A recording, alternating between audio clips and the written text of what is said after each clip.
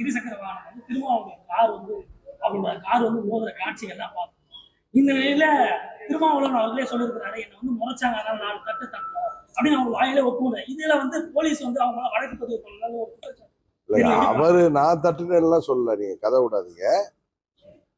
ஒரு தலைவர் போயிட்டு இருக்கோம், இப்ப நாங்களே போறோம், சில தொண்டர்கள் உணர்ச்சி மீதியால யாரோ ஒருவர் வந்து வழிமறித்தாலோ இல்ல வாகனத்தில் அடிபட்டாலோ அவர் ஏதாவது ஒரு கருத்து சொல்றப்ப தலைவர்கள் அமைதியாக இருந்தாலும் தொண்டர்கள் உணர்ச்சி வசப்பட்டு அவர்களிடம் கைகலப்புக்கு செல்வது எல்லா கட்சியும் நடக்குது. அதை நான் நியாயப்படுத்தல. அதே நேரத்தில் தலைவர்களாக இருப்பவர்கள், அதுக்கு தானே நம்மள தலைவர்களாக அவர்கள் ஏற்றுக்கொண்டார்.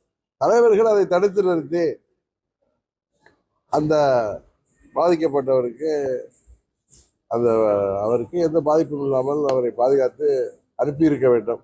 அதை விட்டு எங்கள் வண்டியில் அவர் வந்து இடிபட்டு அவர் முறைத்த காரணத்தினால் 4 தட்டு தட்டாங்கன்னு சொல்றது திருமாவளவன் போன்ற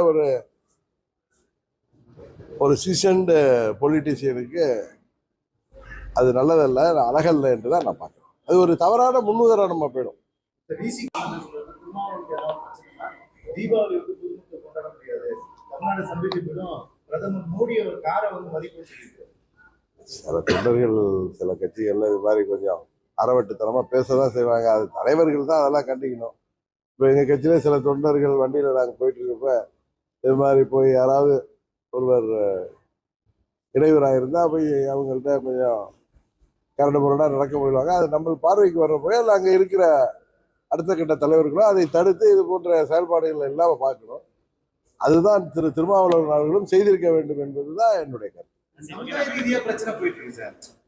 தமிழகம் முழுவதுமே திருமாவளவனை சந்திப்பாங்க, அந்த சமுதாயத்தை சேர்ந்தவங்க எதிர் சமுதாயத்தை சேர்ந்த ஆர்ப்பாட்டம், இந்த சோசியல் மீடியால ஒரு பெரிய சமுதாய ரீதியில பிரச்சனை போயிட்டு